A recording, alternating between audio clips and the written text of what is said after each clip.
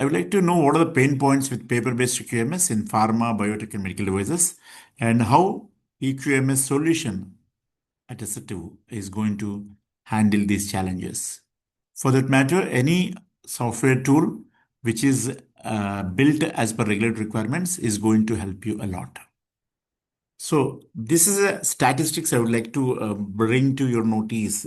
Okay, in the last uh, 2 years, okay, 2026 I will discuss in in the coming slides, but 2024 and 2025, if 2 years, if you consider as a whole the inspection trends which are linked to paper-based QMS risks, because moving from paper-based to electronic way of managing the quality systems, that is what we the current challenge which industry and a number of companies are facing this problem. So if you see the data, okay, this is as per US FDA,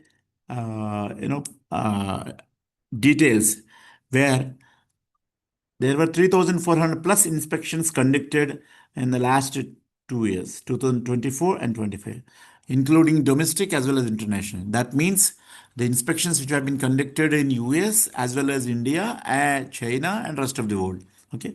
Let us take only 2 years, 3,400 plus inspections, wherein 2,100 plus 483s were issued. Okay, almost 62%. You can see the volume of 483s which have been issued to multiple pharma, APA, formulations, CMO, CDMOs. And then there were 160 plus warning letters issued. Okay, and the top observations, if you see, the topmost drivers towards, you know, these many warning letters, 483s.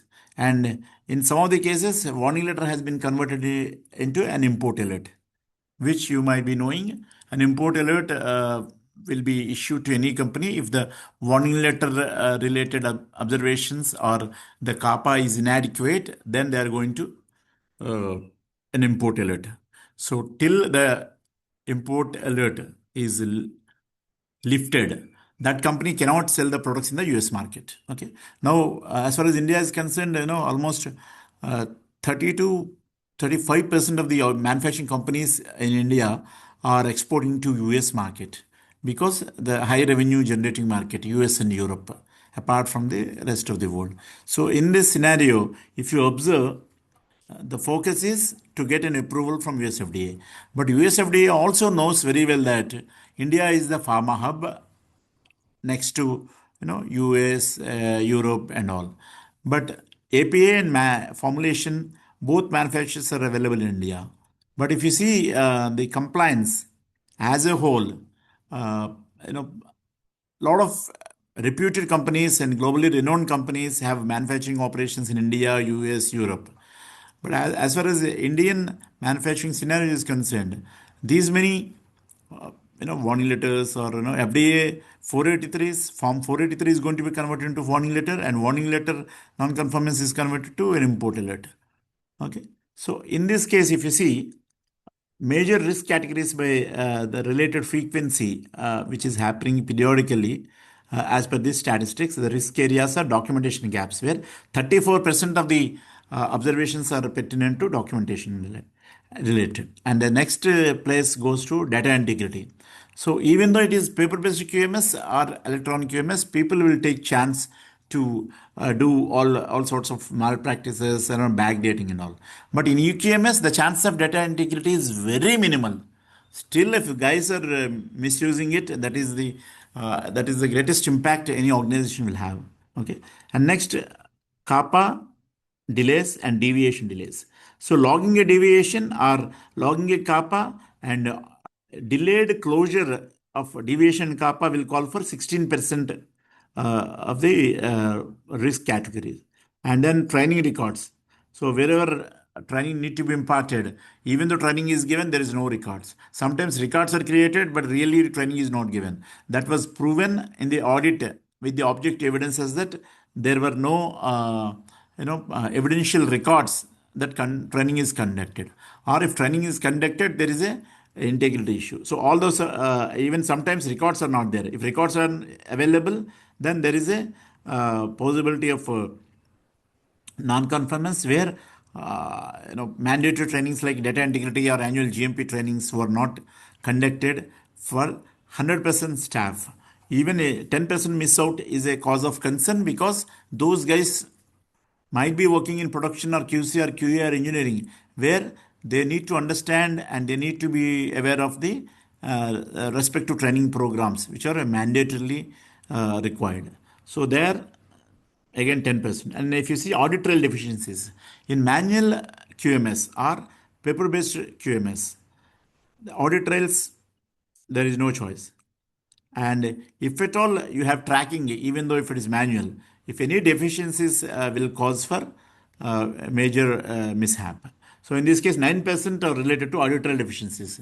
For suppose in electronic way of managing the quality systems, even the audit trail is being breached, because of the admin role, where IT admin is being influenced to uh, falsify the data, then it is a major cause of concern to the organization.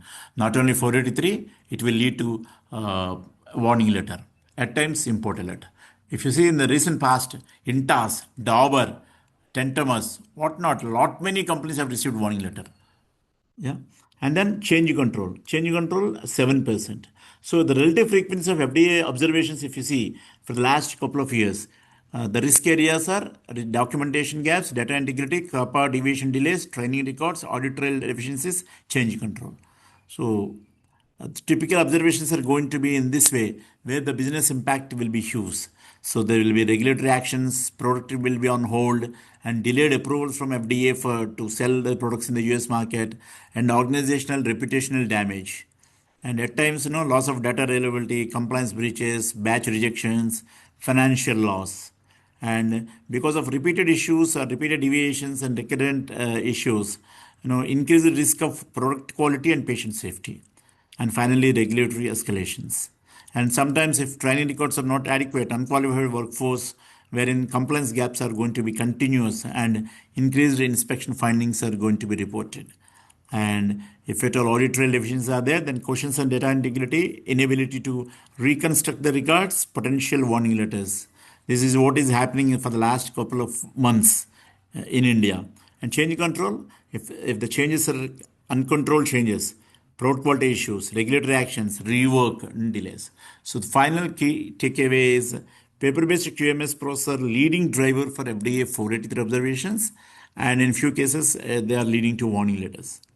So modernize your company or your organization with EQMS to ensure data integrity issues can be avoided, data breach will not happen, and you will be all-time audit readiness will be in place, and continuous compliance can be ensured.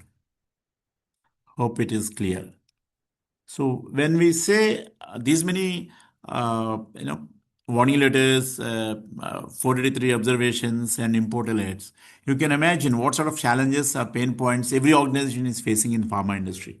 One is manual errors, wherever human errors or data integrity risks are there.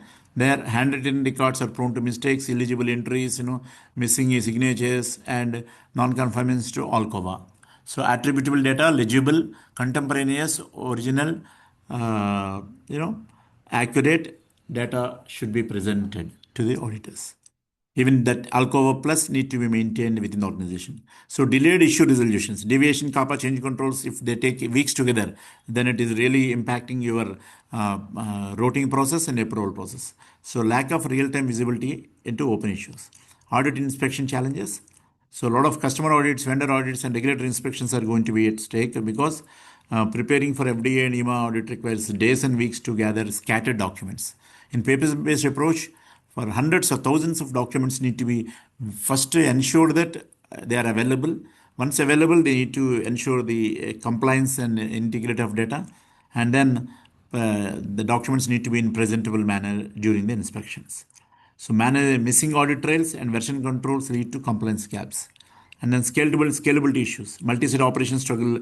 If your organization is having multiple manufacturing sites, then that is going to cause a big havoc. So paper systems cannot easily support global teams or remote audits. And high operational cost will lead to printing, storage, archiving, and retrieval costs are significant. So that is going to be a high operational cost to the company. And risk of document loss or damage adds a liability. And training and competency tracking, again, EQMS, LMS, and DMS, all the three modules will complement each other. But if you don't have LMS in place, manual tracking of employee training records often results in outdated or incomplete data. And there is no automated alert for retraining or SOP update. So these are the different challenges which have been faced by multiple organizations globally. So how EQMS is going to support the and reduce the business risk? So data integrity and compliance can be ensured because of inbuilt 21 CFR Part 11 EU GMP Annex 11 compliance is going to be ensured by establishing e-signature as a part of the process and securing electronic signatures, audit trails, and version controls. That is how you can avoid data integrity risks and human errors. And uh, to make the process very faster, automated workflows for CAPA, deviation, change control, and other EQMS modules reduces cycle times. Okay, so that the teams can work and focus upon the critical tasks rather than running around department to department and pillar to post for reviews and approvals of QMS elements. So real-time notifications, escalations, improve responsiveness across the departments. Audit readiness. Centralize a repository with instant retrieval of records. So you will be all-time audit ready, and complete traceability and compliance dashboards are available to showcase to the auditors during the regulatory inspections. And cloud-based systems enable multi-site standardization. Scalability and global access is going to be ensured. And remote audits are being planned globally. Then remote audit capability and global collaboration is very easy. And most importantly, cost efficiency. It eliminates paper, storage of documents, and manual labor cost. It reduces risk of regulatory fines due to non-compliance. And finally, training automation gives you integrated learning management systems for SOP linked training and automated alerts for overdue or upcoming training. So these are the benefits if any organization is going. Watch the full video on our website. Click the link in the description to get started.